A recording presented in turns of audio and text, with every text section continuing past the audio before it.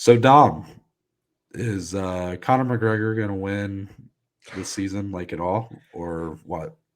So 0-5 now? Is that what it is? Or 0-6? Something like Oh, that. 0-5. He's losing for every button on that damn vest that he's got on that three-piece suit. Dude, I'm telling you, probably gonna. I almost said undefeated. That would be Michael Chandler. He will go unwinnable. Is what I'm thinking is You gonna know, happen. that's crazy though, because I almost feel like that's more impressive. Like Yeah. nobody remembers someone who goes like 2-8, 3 and You know, has 7. there been an Ultimate Fighter season where we've seen a coach not win? That's I gonna feel have someone's like gonna have to dig that that's up. someone needs to dig that up, but nobody's going to dig that up because We will dig it up. why would you dig through all of the Ultimate Fighter stats? Yeah. Um, let's put it like this: it doesn't matter, but it's the first season on ESPN, so in a way, it is the first. Like True. it's the True. it's. I mean, I would. Can we still say it's like a highly watched season of Tough? Like I don't even know. I don't hear anybody talk about it anymore. But I don't either. Hey, we got the infamous Dana clip. We found out what episode it was from. so We it's got next. that. Well, or wait, was it this past episode? Sorry, I didn't watch this past episode. I think, yeah, because Connor and Chandler had a little scuffle. Was that Scuffle? what? So that happened this past episode. I believe so. I'm pretty sure it did. So So wait, did you watch this past episode? I did not. I relied on Oh, we Twitter. both we both didn't watch it.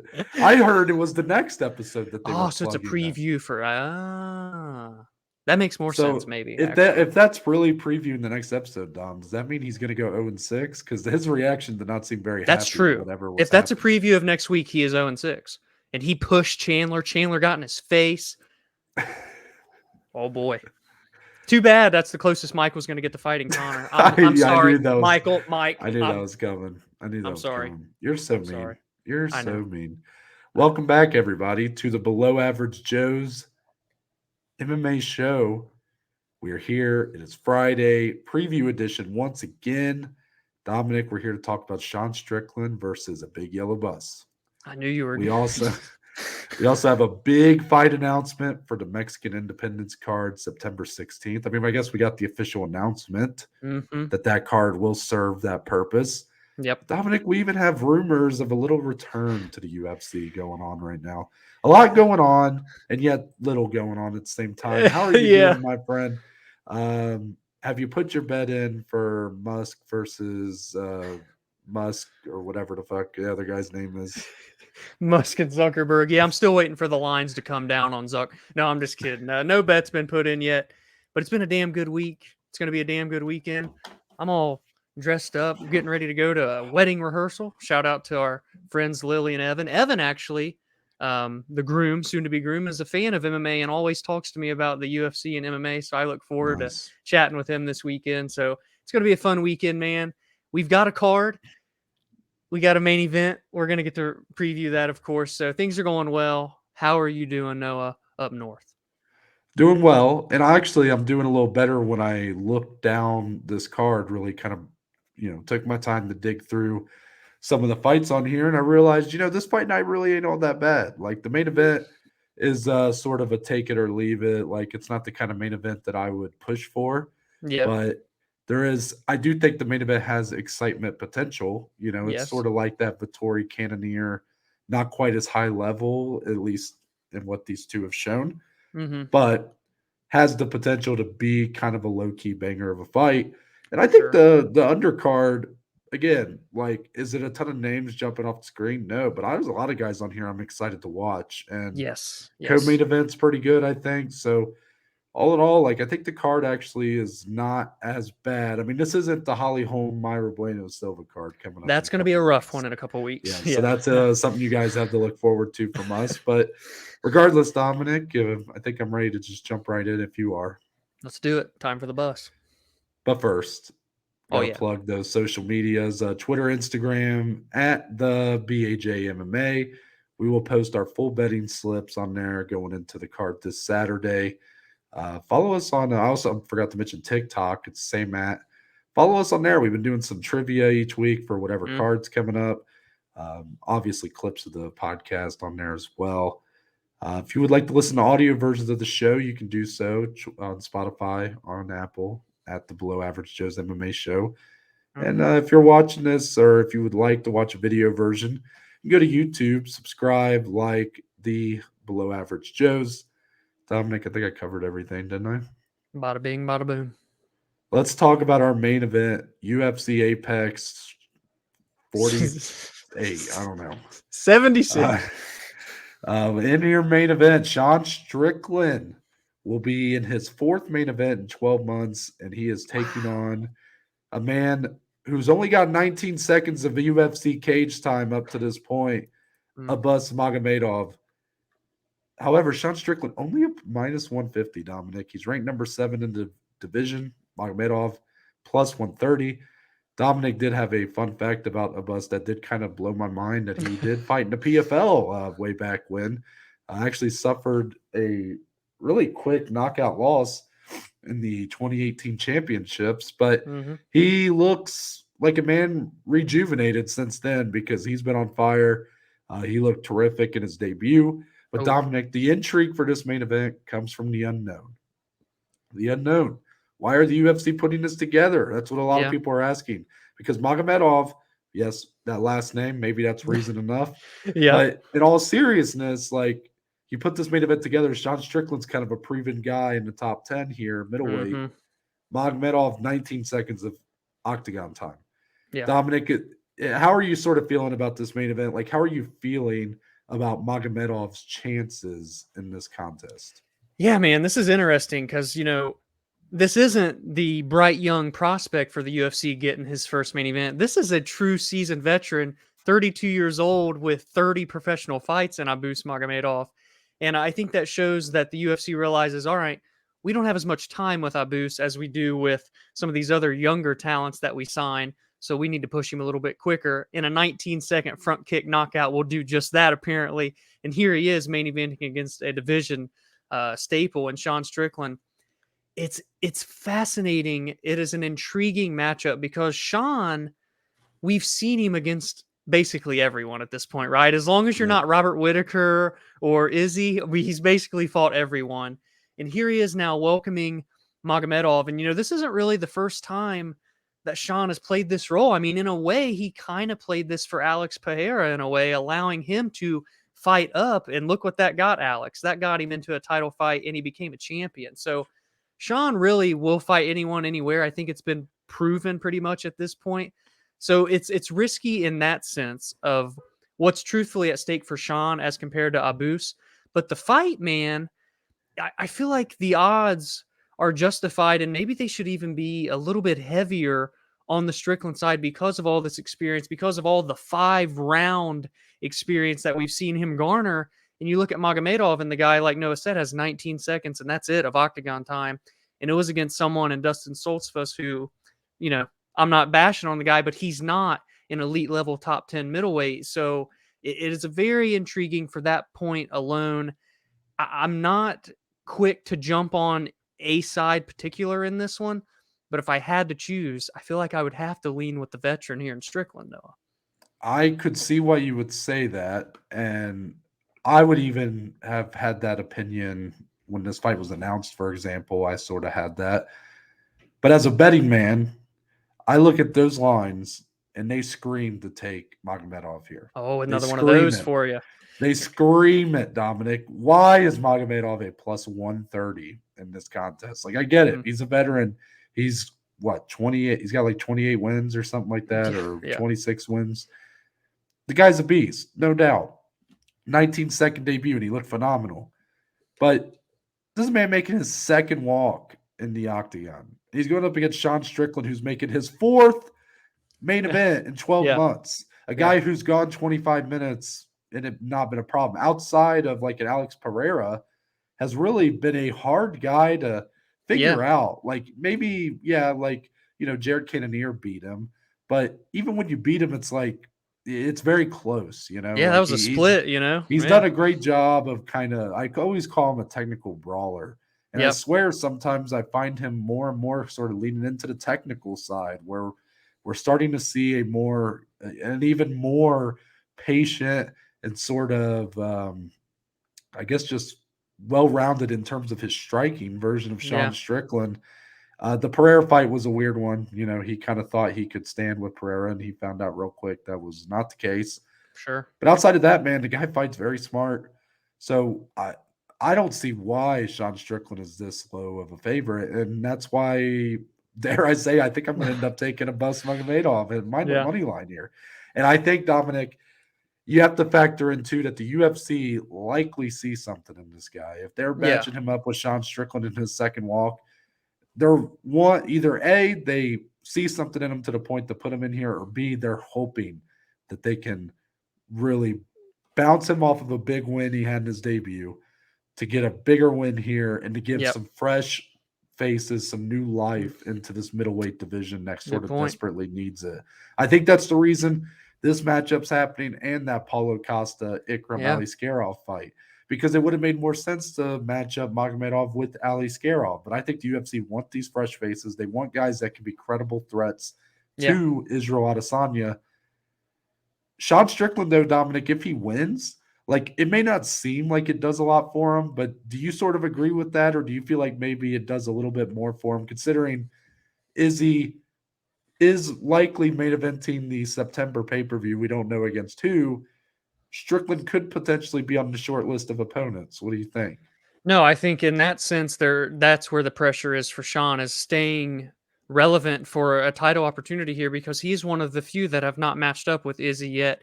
And they have that built-in press conference, right? With all those moments and quotes that they had with back and forth with one another. Win this, that'd be 2 in a row, because he did beat Imavov as well. I feel like he would be sitting comfortably. Maybe not necessarily next fight will be for a title, because it is just confusing right now at 185, but he is absolutely a player should he win. And if he loses, I almost wonder if it's kind of one of those losses that, like, okay, you know, Abus, yes, proved that he's just that good and belongs here.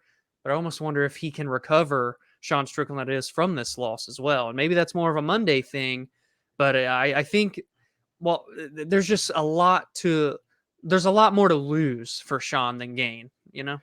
Yeah, I mean, we probably said something like that for the Pereira fight too. And I mean, for all we know, Probably. Magomedov could win this like in highlight reel fashion, and then he could go and take that belt. And then all of a sudden, this loss don't look that bad. True. You know, all of a sudden it looks like, okay, you lost to another champion. Like Sean Strickland's just a guy that you like, almost like a gatekeeper type.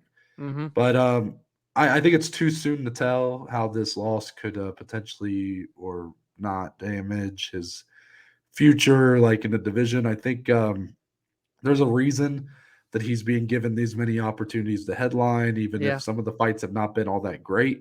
He's got that weird personality that where he says a lot of offensive shit. People love to hate this guy, or they kind of just love to watch him because he's so against what you normally see in high level sports. Man, high level MMA might happen a little more often, but high level sports, right? You don't really see a guy like this who, you know, quite frankly, says some very repulsive things. Yeah, it's unfiltered. But it's entertaining. I will admit, as a immature, dumb guy, I find some of it entertaining. Him and Chris Curtis are a fun duo. But does he go too far sometimes? Sure. And that's like, people wonder if maybe the UFC wouldn't want to put him in a title fight because of that, because he's so unfiltered, because he says so many, you know, off-kilter things. I think the UFC are hoping to throw this guy into a title fight because of that stuff, because of the eyes that he could potentially bring. There's no question, since he started playing this up, which I do think in part he's playing it up a little bit. Notice how much more attention has been given to him, how he's gotten these main events. Exactly. I mean, Dominic, there's no question that it's working in some way. Yeah, that's 100% accurate. I'm excited for this fight. I really am. Yeah. Let's talk about the rest of UFC. Where are we at? Des Moines? Where are we at here? Des Moines, Iowa? I don't know. Oh, that was good stuff. 76, though. Des Moines 76. Okay, thanks, Tom. Let's talk about that co-main event. Damir Ismagulov taking on Grant Dawson. They are two high-level prospects. Well, I guess at this point, Grant Dawson, maybe more so than Ismagulov, feels like a prospect. But they're two unheralded guys that I believe can both do some serious damage in this division. Ismagulov coming off his lone loss in the UFC to Arman Tsarukyan. Grant Dawson, of course, 7-0, but he does have the one draw to Ricky Glenn. That was a fight that he did not look that great in, but he has looked phenomenal since then against Jared Gordon and Marco Madsen. The Marco Madsen fight, man, just dominated the Greco-Roman wrestler. To me, Dominic, though, the story here is that Ismagulov is sort of this might be his retirement fight, apparently. I was hearing that. Yeah. So he had sort of said that after he lost to Tsarukyan. And then I don't know if I've heard some mixed things, like maybe he's put that on pause or not. But Dominic, with the 1 foot out the door, do you sort of buy in that maybe this is Grant Dawson's opportunity to get a big win? Or do you maybe think it's a little overplayed that maybe it just add some motivation for him to get a win on his way out? Yeah, that's a good question. From me going through the community and on Twitter, this has been like the most talked about fight of the week, I feel like, especially from a betting perspective. It is a -110 pick'em across the board. Yeah. And most books are pretty damn close to it. And a lot of people are, like, why? Damir should be a bigger favorite. Grant Dawson's good, but Damir Ismagulov, I mean, he lost to Arman, right? There's no reason he should just be a pick'em against someone like Grant Dawson. Then you bring up that exact point of the potential retirement factor. And I think that's a big part of the reason why these odds are the way they are. And I think Grant Dawson is a very high level, very talented prospect. And I'm excited to see how he can answer these challenges because he's known for being such a strong grappler. Arman took Damir down pretty much at will. Now, I'm not saying Grant Dawson is a wrestler quite like Arman, but it poses questions at the type of fight because Damir is going to be much better on the feet. Standing, there's two clear paths here. And I just feel like Damir's takedown defense should allow him to be a higher favorite than a -110 pick'em. And that's why this is very intriguing. And this is number 12 versus number 15. I don't even know if a lot of people realize these are two ranked lightweights, one of the second toughest division in the entire sport in the UFC. This is a high level fight, and it is very much deserving of this co-main slot. How this fight can play out is just very, very hard to predict because is that retirement not only, yes, playing a factor in the odds, but is that going to just, at the end of the day, play a factor in the way in which Damir will approach this fight? Dominic, if Ismagulov wins here against Grant Dawson, over under 3% chance that retirement sticks. Under, and I'm going to even take it under 2%. He's staying if he. How about one? Sure. How about 1%? Yeah, 100% staying. Yeah, I mean, MMA retirement's already bullshit to begin with. Yeah. Then you mix in a guy. I mean, who, and a guy in his position would to walk away, after a big win like that. Maybe there's other reasons for it. Yeah. I don't know. Like, hey, all respect to him if he wants to walk away. I just don't buy it for a second. No. 24-2 in your prime at 32. You're about to be top 10. There's no way. No way. Now, Grant Dawson wins, maybe. I should mention that Grant Dawson, I also have a play on him money line, by the way, at -120. Okay. For that very reason, Dominic, that I do think Ismagulov is pretty dead set on retirement. It's hard to know. It's hard to know. But you just hear a guy talking about this much. Yeah, that's the thing, right? Mm-hmm. And what's weird is even if he wasn't, like, I wouldn't take Dawson at this price if that wasn't a factor. But this is sort of where I feel like the lines would have been regardless. Like, I kind of feel like Dawson is I feel like Dawson is on Ismagulov's level, if I'm being honest. Like, I do believe that he's that good. It's just they're in different areas, maybe. And right. When you have a guy that they're so against type for one another, it's kind of hard to evaluate how they compare, but we'll find out pretty quick, I would say, Saturday. Yeah, I feel like, is it crazy that I feel like the winner of this will have a pretty handily, like, convincing victory? Is that crazy? I mean, that's sort of what happened with Arman and Ismagulov, right? I feel like that's what we're going to get here with this one. Wouldn't surprise me. Going down the rest of the card, Dominic, a lot of prospects that, again, aren't going to be some of the biggest named prospects in the UFC, but they are some of the guys that you have to look out for.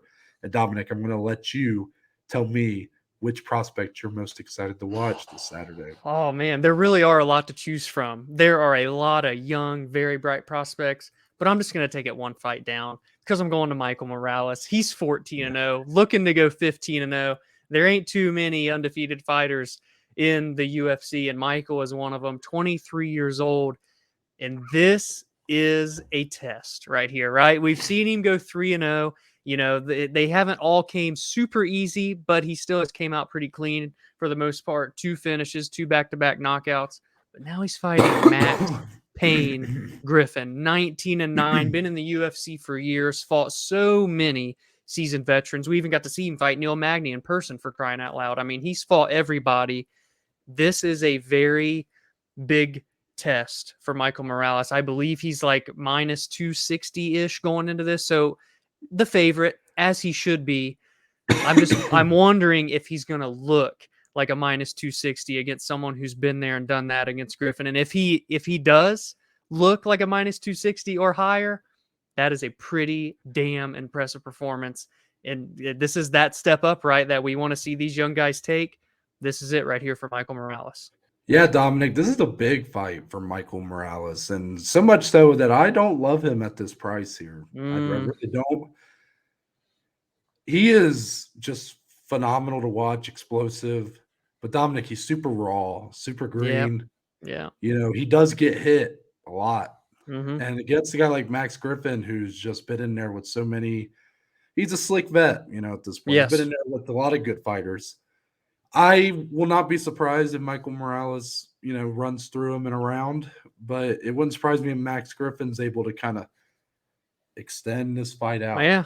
Mm-hmm. And we'll see, because if you're taking a battle of fight IQs right now, Max Griffin's going to be a hard guy to beat when you're going up. Oh, yeah. Michael Morales, who I haven't seen that from him up to this point. Yeah, that's a that's a good reason to be excited to watch Michael Morales, because it does feel like a good test. Yep, exactly. I think for mine, a lot of good options. You know, Ismael Bonfim. Yeah, that was my second one. Up the Terrence McKinney fight. You do have, if you want to still consider him a prospect, Guram Kutaladze, who's back here. He's, of course, coming off a loss to Ismagulov, but before that, won his debut against Matosh Gamrot. So this guy's fought 2 killers so far. I'm going to go with Bruno Ferreira. That's what I was just looking at. Yeah. You know, and it really comes down to the fact that this guy came out of nowhere for me in his debut on that pay-per-view in Brazil, and he knocked out in the first round RoboCop. People don't do that to RoboCop. Yeah, people don't do that over 15 minutes. You tell me this guy did it in under 5? Yeah. Yeah, I have to see how he follows that up. He's 10-0, undefeated. He's taken on Nursulton Ruziboev. Not an easy name there, yeah. But this man has quadrupled the amount of fights that Bruno has. He's making his UFC debut. I expect Bruno to look really good here, but you know, it's going to be interesting to see how he follows that up, because I'm intrigued by this guy. And something to watch there, Bruno, all 10 of those wins that Noah said, all by finish, okay? And then his opponent in Nursulton has 8 losses, but only been finished twice. But he likes to finish people too. Like, that could be just a really wild, ugly fight. Like, if you have a bet on that one, which, spoiler, I do for Blazin Bets, I have a feeling I'm going to be clinching my ass during this fight, Noah. Let me ask you one more thing about this card before we move on. Kevin Lee is back. Return, yes. Easy to forget that because they buried him on this card. Yeah. And his opponent, though, is Rinat Fakhretdinov. Am I saying that right? Yeah, easy comeback fight, right? Well, yeah, Rinat, of course, is he's looked very good, and he's fought in UFC twice, right? Mm-hmm. And he is coming off a win against Brian Battle. He dominated Brian. He just Battle. dogged him. Before that, Andreas Michailidis, who of course fought Alex Pereira, I believe, in his UFC debut. So Rinat looks really good. He's 20-1. I mean, the guy looks like an absolute beast. We know Kevin Lee a lot more about him. You know, 19-7, 11-7 in the UFC. He took one fight outside the UFC, and that was that main event. Eagle FC, Diego Sanchez. I don't know. I still don't know what to think of that fight. I mean, Well, you say that, Dom. I mean, it wasn't like a bad fight, I guess. It just we did not like that the fight was booked because it felt like Kevin Lee was going to destroy Yeah. Diego Sanchez, and then he didn't. I think he blew out his knee again. He blew out his knee with like the first kick that Diego landed on him, which is unfortunate. But because of that, you had a somewhat competitive fight. Yeah, Kevin Lee won, but now he's back here. His brother's blown up on TikTok since then. I mean, just big things happening for the Lee family. But Dominic, I guess where does your confidence lie that Kevin Lee can come back here and obviously getting a win would sort of go hand in hand with this. But like what are your I guess confidence levels that he's going to come back and look 80%, 85% of what he was, when he was main eventing with Tony Ferguson? Oh man, that's a good question, man. I mean, first off, I want to see how he looks on the scale even come Friday morning. I know it's at 170, so he shouldn't have as many issues as he did at 155, but that's a factor. A layoff is already a factor. You add in a knee injury to that layoff. There's a lot of things going against Kevin Lee in this spot here, and he's only 30, right? He's in those prime years, but he's just never quite taken that next step. I mean, we've talked about him so much on this podcast for almost 3 years now. And, Rinat is not an easy comeback fight. I will say, and I know MMA math don't work this way, the last time Kevin fought a very grapple heavy, super duper just wrestle for 15 straight minutes was Gregor Gillespie. And we saw how that went for Kevin Lee, right? He had a phenomenal, fantastic knockout. So I look for it to be interesting while it's on the feet. But if Kevin gets taken down once, I believe it will keep happening over and over. And we've never really seen that with Kevin Lee, right? He was known for his wrestling for quite a long time until he caught his striking up to it. So maybe for all I know, he's going to have great takedown defense. He's going to be able to keep this on the feet. And then we've got ourselves a fight here. This is a tough one, Dom, because Rinat looked really good so far in the UFC. But you have to take into account that, Brian Battle's very fun and exciting. Andreas Michailidis, whatever. But Brian Battle's not like a ranked caliber fighter. You know, he's still a guy on the outside. Kevin Lee, it kind of comes down to your evaluation of where do you think Kevin Lee is at this point? Yeah. Do you think he is a ranked caliber fighter? Because if so, then this fight gets very interesting. Because Dominic, you look outside the UFC, the wins that Rinat Fakhretdinov has, they just don't jump off the page. Like the guy, best one's Eric Spicely, the guy was not fighting very high level competition. Even the promotions he was fighting for, he was not fighting for the best of the best, promotion wise in regional MMA. So that 20-1 can be a little deceiving because of that. Yeah. Sure, he dominates Brian Battle, right? Nobody's been able to do that yet. But now you're going up against Kevin Lee. So much is being made of can Kevin Lee come in here and compete with such a beast of Rinat, I also look at this as this is a pretty big jump for Rinat. I feel maybe the question's the other way, right? Yeah. And you get Kevin Lee at about a plus 175, I think it was when I saw it. Yeah. I did not jump on it. I'll be frank. I didn't. I think it's a good value. I think there is the values there. But I did take Kevin Lee plus 3.5. How about that? Fair. Okay. I took him on the spread. So I just want to see him, right?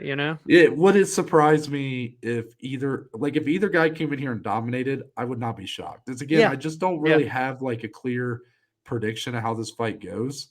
I'm sort of rooting for Kevin Lee. I've always liked him, and no disrespect to Rinat, but to see a guy, I'd like to see him come back and do well. He's been complaining. Obviously, he doesn't like the Apex. Right. He's also buried on this card.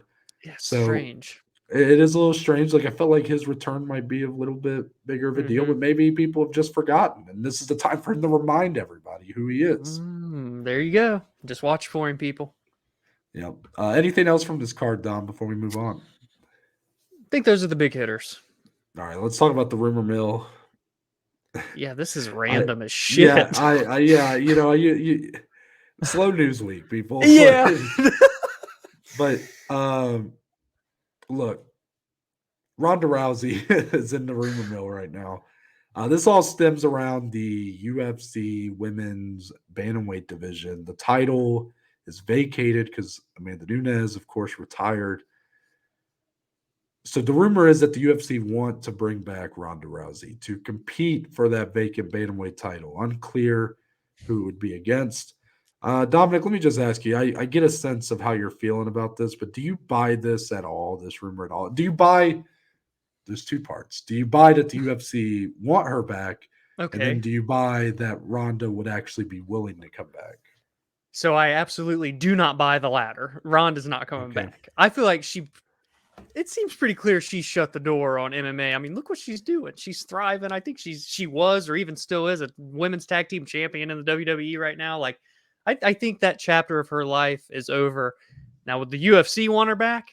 Of course they would. They don't care if it's for one fight or 6 fights. It's Ronda I Rousey. mean, look, they're People are trying going to to be do a watching. Musk. They're trying to do a Musk versus Yeah, Zuck fight. My God, they're exactly. desperate for stars right now. Yeah, Ronda might just come defend her tag team belt in the octagon for all I know. But that part, of course, the UFC would want her back. But like, would it even be worth it at that point? I mean, yeah, you get a big pay per view out of it, but I don't know. I just feel like that chapter's done. Let's move on. Listen, we get it. 135 sucks right now, but you should have brought Aaron down. Come on, or should have brought her up, but they didn't do that. Now we're looking at rumors for Ronda Rousey. Come on, the title fight will not be Ronda Rousey. If it is, if Ronda Rousey comes back and fights for the vacant bantamweight title, that might be the most shocking thing I've ever heard since following the sport. All right, I say we make a bet on this, Tom, Oh because boy, I'm buying it. I'm buying it. really? Wow, that Um, would be nuts, dude. I think whoever fails here. So let's look at it like a year from now. If Ronda has not, or it has to be the return for the title fight. Okay, it has to be the Well, if she vacant returns, it ain't going to bantamweight be title for fight. nothing else, you know. Well, right, but I guess it needs to be the vacant title fight. So it needs to be the next title fight. Oh, If Ronda does not return, you have to get a tattoo. oh boy, I don't know if I mean, I how can shake confident on are that you? one. How confident are you? All of a sudden, just shriveled up on down low. If you Yeah, know what I'm saying. because I I'll don't- get one. I'll get one if well, she no, I doesn't. see that. No, just wants another one. I think. I think so. Ooh, All right, oh, fine, no pressure. I mean, I guess you're not yeah. that confident. Now I'm not. Yeah. Look, Dominic. I know this is ridiculous. I know it is. I know it is. I do know that also the UFC would jump at a heartbeat for this to happen. Mm. But let me just throw a scenario out there for you. Paint the picture. This is like the only scenario where I go, maybe, like, I could see, because I think there would be enough money in it to maybe bring her back for it. Maybe that would at least entice her then. Mm-hmm.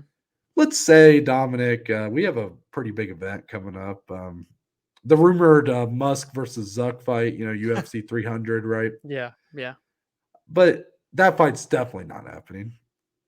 of I course. think the UFC is going to be paying pretty close attention, probably more so than anybody else, to that fight night main event in a couple weeks. And if Holly Holm defeats Myra Bueno Silva, I think you do her versus Ronda Rousey too in the main event of UFC 300. That would be. I'm not kidding. That would be the craziest storyline that we've ever covered, that Yeah. I've ever heard of since following the sport. That would Yeah. blow my mind. More than Dominic Cruz versus Casey Kenny. No, no. Yeah. Or it would be the co-main under Zuck versus Musk. Wait a minute. I Could said that you wrong. imagine if that was the UFC 300 card? Wow. I would jump off my balcony. I'm just being honest. This is I, absolutely I would crazy. realize that all this time I had spent doing this podcast had been for nothing. And then I Nothing. should just, no, I'm done. I'm done. Jeez, Break my me. legs, please. Break his legs. Um, Golly. Let us know, but yeah, guys. Is this happening? I did just like it was bouncing around in my head. I'm like, Ronda Rousey, Holly Holm too. Like That there makes sense. there are worse vacant bantamweight title fights, in my opinion. Isn't Is that it sad? someone? Isn't Is that it some? sad? I maybe it is, but it's kind of like this whole thing about Conor McGregor's always one fight away from a title fight. Yeah. So is Ronda Ronda Rousey. Rousey. I mean, I know it feels like Ronda's never coming back, but I mean, it's only been what 6 years. Yeah. 6, I 7 said years. Yeah. only 5.5. Yeah. Like that's a lot of time, but it's That not would be crazy. crazy. I mean, she's still competing for WWE. Now you have Oh that yeah, she's WWE physically UFC. there, right? Hey, they Yeah. have that deal. Makes it a lot easier for her to just come on over. Brock Lesnar, UFC 200, Ronda Rousey, UFC 300. Oh my gosh! Imagine at the end of the year they do a little Brock Lesnar esque Ronda promo, Rousey, can you see me now? Can you see me now? or like all you hear is like like the music that she hits, like a few seconds of that, and then the screen goes black. And we're like, what? What's going on? They got to do it now. Oh my gosh! But like, can it not be the main event of UFC? Would she take being a co-main? Because I kind of want. Can we get Yeah, Izzy Hamzat to main event UFC 300 or Izzy Hamzat, Zuckerberg, McGregor, Musk, and Holm, McGregor Rousey, Chandler? McGregor, Chandler. The most jumbled, absolute, just crazy card in the history of combat sports. Brock Lesnar versus Mark Hunt too. That's the real money fight, right Or there. Mark Hunt versus literally, it's like a handicap match. Mark Hunt versus Dana White. And Um, Brock Lesnar. well, I was gonna say Dana White, Hunter, the Ah, Fertitta brothers, everybody everybody. who because he sued the entire Oh UFC yeah, true, in true. Brock fight. So Hmm. they do a Money in the Bank ladder match for the In the octagon. the I don't know what paperwork The you get winner gets the for. vacant heavyweight title because John and Stipe is never going to happen and the belt's going to be vacated. I forgot about that fight. Anyways, let's move on to our fight announcements, Tom. We got a big one here. This Mexican is. Independence day card. Wait, Mexican. You're Yeah, right. okay. I've like stumbled over myself there. Your co-main event, Dominic Shavkat Rakhmonov, taking on Ooh, a returning Kelvin Gastelum yeah. to the division that he made his mark on in tough and early on in his UFC career, welterweight. That's your co-main event, September 16th.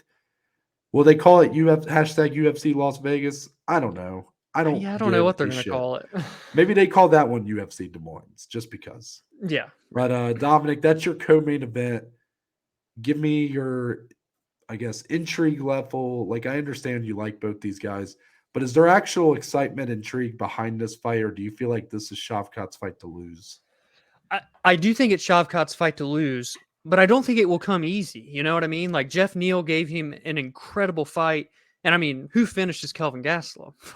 Nobody could put That's this true. guy away. So if Shavkat could do that, because let us not forget, people, every single win Rachmanov has ever had has been by finish. And if he can add Kelvin Gastelum's name to that resume, that is absolutely unbelievable. Like, don't get me wrong, Shavkat should be fighting upwards, right? But I don't hate this fight either because I think it's Yeah. a big opportunity for him to fight a seasoned veteran, a very tough fighter. And like our buddy said in the group chat, I think it was JP, probably not a lot of people want to fight Shavkat right now. Kelvin accepted that challenge. Like that's exactly what's going Yeah. on here. I think it was like probably the only opponent that the UFC Yeah. would allow Kelvin to come back down to 170. So it And, was you sort of know, like, like it's this is kind of where forced Kelvin into it. belongs. Truthfully, it always has been 170. He's just never been able to commit and do it. And that's why he was at 185 for so long. But if he's as dead set as he says he is, because he's still pretty young into the game in terms of how old he is, and he's dedicated and has the nutrition and everything behind him, 170 is where Kelvin belongs. And his toughness matched with that kind of will to get back in there, this reignited fire, if you will, it could be a very fun fight, I think. It will not be easy for Shavkat. It wouldn't surprise me if Shavkat made it look easy. What do you think the betting line will be for this opening? Shavkat's probably like a minus 365. Yeah, I was thinking 300s. Yeah. Yeah. That would be my guess. And like, He's going to be a lot taller, though. but you're However. right though, man. Nobody finishes Kelvin, man. Yeah. It's Like crazy. that's what's gonna be real. It does feel like it could be a little bit like the Jeff Neal fight. Yeah. Yeah. And I But mean, I could see Kelvin has more Shavkat. weapons. Shavkat learned probably a lot from that fight, and maybe he Yeah. comes back here and looks even better. True. It's a bit. I love that fight. That's a good a What do good you starting think point. about the argument that this is like a linear step for Shavkat? Some people upset or are not happy that he's not taking a jump forward. And regardless of if it's because, people are just turning him down, like, do you view this fight as like a lateral step or even a step backward compared to Jeff Neal? Like in terms of skill, I would view it as a lateral. Like I wouldn't view Kelvin like extremely above, but definitely not below Jeff Neal. But the name value is more there. And I think there's something to be said there for Shavkat to get a name like Kelvin on that resume because he's still so young and he's looking to just build and build and build, become this champion and all this undefeated. Like skill wise, lateral, name value, I'd say it's a step up. Really? I don't know, man. Name value, like, is Kelvin really like that much bigger of a name? I think it's just because of he's been here for so long and he's fought all these guys. Not he's obviously not like a star or nothing, but I don't know. There's just something to it that it makes it intriguing to me. Oh, I'm all for the fight. Again, I'm not on the side of people that say this is like a even if like to me, I'm not upset that I think it is a linear step, and I'm okay Hmm. with that. Hmm. Like if As long as he's Shavkat's not really going the back, if Shavkat's really the guy, then he's gonna it won't win. matter. Yeah, yeah, But for Kelvin, return bout to the division that we feel like he's probably best suited for, sign me up, dude. 100%. If Kelvin wins, what does that do for him all of a sudden? Yeah, I mean, all of a sudden Golly, you're throwing him into a title whew. fight. Yeah, Seriously. yeah. With that, we'll move on to Blazin Bets, Dominic. I hope you've come prepared. I have It because was tough, this but lead has very quickly slipped from my grasp. It is now 4-3 yeah, going into this week. Again, no asterisks on anything from no, any never. previous weeks. But Dominic, I'm going to go first here real quick. I got 6 plays for you, 4 Okay, singles, 2 okay. parlays. There is strong potential for me to add more. And Hmm. I am known for my live betting prowess. So you Live got to Bet follow the Noah is a Twitter. mythical figure. You Yeah. got to follow the Twitter to get the live bets and get the full bet slips. But for what I have today, Dom, Hmm. start main event. Okay. Sean Strickland, Abus Magomedov under 3.5 rounds plus 120. Oh, that's Yeah, interesting. yeah. See, this is why. Can you see where I was leaning Abus Magomedov in my head Yep, here? I see it. But I feel like if Magomedov really just isn't ready for this, like Sean Strickland, I know is a decision heavy fighter, but Magomedov's just not in general. No.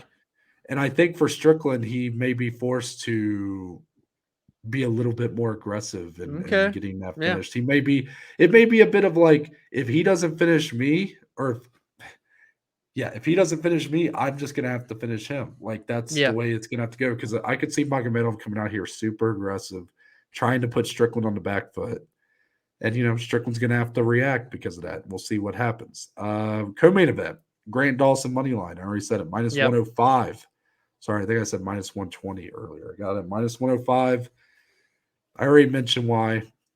That's what I got there. How about Griffin Morales under 2.5 plus 105? Again, Okay. I do Okay. not see this fight going the full distance. I'm shocked that it's plus value. I understand why Max Griffin been to a lot of Right. decisions, but there's no. I just don't.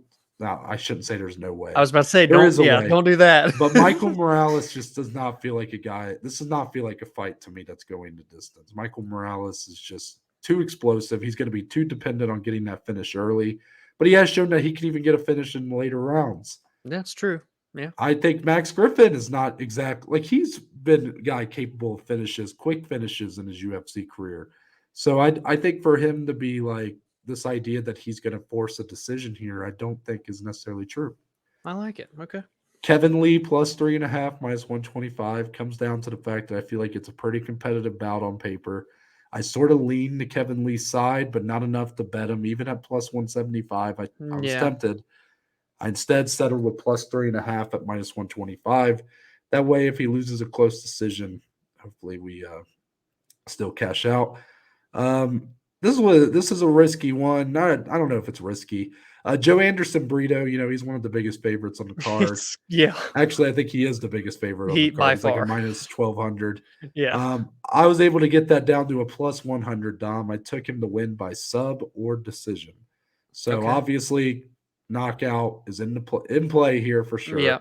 Yeah. Brito's got a pretty even split on his KOs and submissions, but sub was a little bit more of a underdog, a little bit more Right. plus money. His opponent here has actually lost 3 of his 4 or 5 losses have came via decisions. So Yeah, this or matchup makes no via sense. submission. Sorry, via Yeah, submission. I think it was a late replacement. I'm pretty sure. So okay, I hope so. Joe Anderson Brito by sub or decision with the full recognition that he could knock him out, and Yeah, that I look. It is what it is. I know what I'm yeah. doing here. 2-unit money line parlay. I'm going 2 units on this Oh, one. Plus 120. Ismail Bonfim money line. Bruno Ferreira and Guram Kutaladze. That's plus 120. ooh, 2 units on that. I may even put another unit on it because I love that parlay so much. Another parlay plus 101. Yana Santos, Carol Rosa, fight goes the distance. And then Romanov, Ivanov over 1.5 rounds.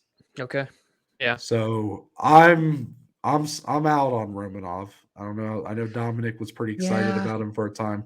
He looked Thinking, rough in his last fight against yeah, Volkov. He looked overweight. yeah. Yeah, I mean, it takes one to know one. I mean, buddy, it reminded me of myself, but it just compared to what he had looked like in previous bouts, Dude, he he cut looked down like so lean. I don't know what yeah, happened. yeah. I don't know what happened.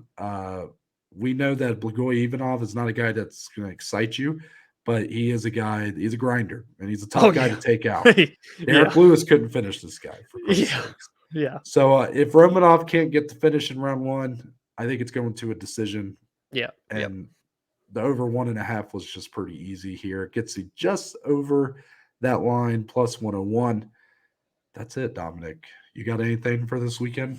I do. A quick question, just out of curiosity. Do you happen to remember what the line just was for that fight over 1.5 by itself? Was it Over, I think it pretty? was like I thought it was like minus 210 or something. Okay, so okay, I was just curious because I 100%. If Romanov doesn't finish in the first, it's going to be a I snoozer don't and it's going the distance. remember. While you talk, I'll look it up. Okay, but yeah, good plays. That's 6. This was tough. This is to me, it felt like a very tough card, and tough in a sense that I just feel like all the lines were spot on. So tough to really have a good profitable week, a big one that is. So I'm going to start here. I have 4, 3 singles, 1 parlay, and I'm starting with Joe Anderson Brito as well. Me and Noah both found ways to bring the biggest favorite of like the year thus far. He's like minus 1,200, minus 1,400. I've seen Noah took him to plus 100. I got him down to minus 170 here. Joe Anderson Brito to win in round 1. I think he's going to win this fight by finish. I think 12 out of his 14 wins have been by finish. Weston's been finished 5 out of his 7. 4 of his have been in the first round. I think Brito looks like a minus 1,200 favorite here. I'll put it that way. So I love bringing huge favorites down back to earth for reasonable numbers. The second single, or sorry, I had 2 parlays. My bad. Second single is Bruno Ferreira money line by himself. He's since grown. I got it at minus 186, but he's now like minus 215, minus 220. So a lot of money going in his way. Noah threw him on a parlay. So the confidence is there with this guy. So not a lot there. It's a bit chalky at minus 186, but I just didn't feel comfortable parlaying him just in case because I think it's going to be an ass clincher of a fight. And then 2 parlays. One is a straight up money line. Melissa Gatto, I'm still on the train, even though she lost to Tracy Cortez last May, and Michael Morales. I did put those 2 together. It came out just over at plus 102. Melissa Gatto, I think, is actually just a very, very good fighter. She's been off for a long time, but her only loss is to Tracy Cortez, and before that, she looked great. She's fighting the War Princess, I think is her nickname, Ariana Lipsky. Lipsky looked great in her last fight against JJ Aldrich. I understand that, but I think Melissa Gatto is one of those outside looking in at this 125-pound division, and I do believe in her. And Morales, I love this kid. I know the experience and stuff leans toward Griffin, but I think even if it does somehow go to a decision, which I know Noah doesn't want, I think Morales can still get the better of him there and beat this veteran and take that next step. So I wanted to put those 2 together. And the final bet for now, I could have some more action. Bet is a 3-leg parlay minus 122. Joe Anderson Brito by finish by itself, not with the round 1, but by finish. Guram Kutaladze money line and Ismail Bonfim money line as well. I think all these guys are going to win. They're going to look pretty damn good when they do it, and it's going to be a pretty good night for these prospects. There's so many up and down on this card. That's the slate. Yeah, very rarely do you get a UFC heavy favorite parlay, but it just felt like I Yeah, could have yeah. thrown Brito on here, could have thrown Mm-hmm. Morales on here. Like it felt like one of those cards where you could kind of get away with it a little bit. Yep. Yep. But who knows? Maybe one of these guys is going to get upset, and then I'm going to look silly I for know saying there's that. going to be a veteran that ends a streak. I know there is. So Yeah. So Dominic, let's move on to our final segment of the day. A little segment we like to call closing statements. The part of the show where me and Dominic can talk about anything and everything, MMA related or not. So Dominic, what's your favorite type of porn? no, No, I wasn't I my just actual spit question. all over the That place. wasn't my actual question, but I feel like it was meant to be because I. Oh, All right, that was funny. but yeah, go ahead. So I'm doing this for Noah. Wait, no, you Because didn't answer my question.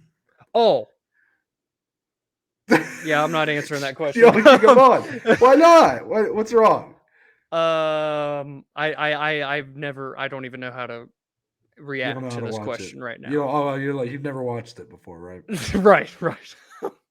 The soothing, relaxing kind there. No, but anyways. Wait a minute. Wait a minute. I just needed Wait to a say minute. something to You move can't on. push off. You can't push off. I mean, Dominic, come on, man. I What is like happening? I like Dominic. There's nothing better than just yeah. Really, dude. Come on. I had Quit trying to spit on the drown me top of out. my microphone. I think you're a little overwhelmed by the moment here. Just Very much. listen, let's level with me. Let's calm down. Let's calm down. We're having a conversation about porn. This is what men do. Forget that they're watching. What is Forget that going they're on? watching. Forget that the people are watching, Dom. This is just me and you now. Just boys talking porn, as we do. My girlfriend loves this right now. Yeah. You got to go with the little soft core, right? That hardcore shit just ain't for me. Oh, Dominic, I'm man. not sure if you're familiar with a entertainer by the name of Asa Akira, but not someone that I can watch. Just too much. Yeah, sounds Um, familiar. Anyways, that's our discussion about porn. So, I, Dominic, would you like to move on with your closing statement? yeah. So Noah wanted me to bring this up on an episode, and I will do just that for him. Ladies and gentlemen, my least favorite type of barbecue food is pulled pork. Or God damn it, Dom. how do I fuck that up? My Noah least just blew favorite my type of brain. barbecue is lesbian BBLs. Oh my gosh. Anyways, I meant to say it's ribs. Ribs is my least favorite barbecue because Noah recommended I try them tonight where I'm going for dinner. And I told him, I said, man, I don't know what it is. I can't get myself to like barbecue ribs. So Crazy. I don't know. Let me think. Or Crazy. let me know. Like, do you guys like ribs? Do you have a least favorite barbecue? Is it impossible to have a least favorite barbecue? Yeah, like what kind of question is that? What's your I know. least favorite type of barbecue? That's That's a bad question. that's a me question. Dominic, every time I ask you a question, you go, "That's a good question." I'm flipping it on you. Bad question. Asking people what their least favorite type of barbecue is. I mean, what is this? Is this a show for people like my sister, vegetarians? I mean, It come might on. be. I mean, she has advocated for us to talk more about fake Dude. meat alternatives. Okay. Like she eats tofurkey, which is tofu and turkey, or it's tofu turkey. Hence the name. Okay. Yeah, I don't know what the other shit's called, but to be honest, like I'm kind of hijacking your conversation here, but No, I mean you got to answer. since she is vegetarian, like when we go to different wing places, she'll get cauliflower wings. And like at B-dubs, so I've tried them. And to be honest, Dominic, they're pretty good. Like they're Is it pretty hard good. to like tell the difference, or is there definitely? So a here's the difference? weird thing. It's kind of like in taste, no, like you really don't notice that. That is much of so a crazy. difference. Yeah. So then it makes me wonder, like, well, why do I keep buying like the full Chicken. meat version? These are healthier. Yeah. But I'm like, but I can't be a fucking prude. I can't be a fucking puss and buy It's like alternative options. I've heard people say like the Impossible Whopper tastes just like a regular Whopper. Yeah, You know and even if it was just as good as a Whopper, which again I don't eat Whoppers, so I don't know. But if it was just if you had like a Impossible Big Mac, yeah, and it was just as good, I mean just as good, Dominic, I still couldn't eat it out of principle because I'm not going to be a fucking pussy, bro. Speaking of Big Macs, by the way, What's with this grimace thing going on TikTok, by the way? Holy shit. What's going on? The What's Grimace going on happy with birthday this? meal, dude. I mean, my sister tried it, said it tastes like the blue ice cream from Kings Island, for those that know, the amusement park, No clue what you're like talking by about. Cincinnati. Shut up. Anyway, wait, actually, Dude, I haven't been to Kings Island in 20 years. but you know the blue ice cream, right? No, I don't know what you're talking about. Oh, well, they have this really good. It's like essentially blueberry ice cream I esque, and it's know just damn really well good. you are. There's no chance in hell that you're the one that's going, what? You don't know what that is? Dominic, and you just felt what you just felt right there. That's what I feel every single time we record and I ask you a Yeah, question about a movie or a man, I just know fucking nothing. board game or Yeah, yeah. something, and you just know nothing. That I want you to remember that feeling. Mm. I didn't win the Risk raffle, by the way. But yeah, what's going on, Grimace? In the Yeah. milkshakes, I don't understand. Just drink them. But it's So good marketing, I guess, for McDonald's, or is it good marketing? blue ice I cream don't at know. Kings Island, though. Yeah. Well, anyway, it has like a blueberry All I taste. remember from Kings Island was the first roller coaster my dad put me on was the Son of the Beast, Never which got to ride that. I believe that's not there anymore because it Yep. hurt too many people. Yep. Now, Correct. mind you, I was about 5 when I rode it. Oh boy. Wow. And I think that's really what's given me a fear of like heights ever since then. I've been fearful of That's heights. understandable. Yeah. So really my full memories of being at Kings Island, Scooby-Doo laser tag, Oh yeah. Yeah. bumper cars, I think they were Of course. Flintstones, Yep. Yes, they were. and the beach water park. That's it. That's it. The beach. That That's just sits vacant anytime. now. Really? Yep. It Not just sits there. It's kind of creepy looking. why? Why don't they? Why doesn't it Mm. operate? All the slides and stuff, they shut down and they just sit there. That's freaky, dude. Yeah, it is. My name's Earl Baker. That's Dominic Slee. We are but just two of the below average Joes, and we'll see you guys on Monday. Oh.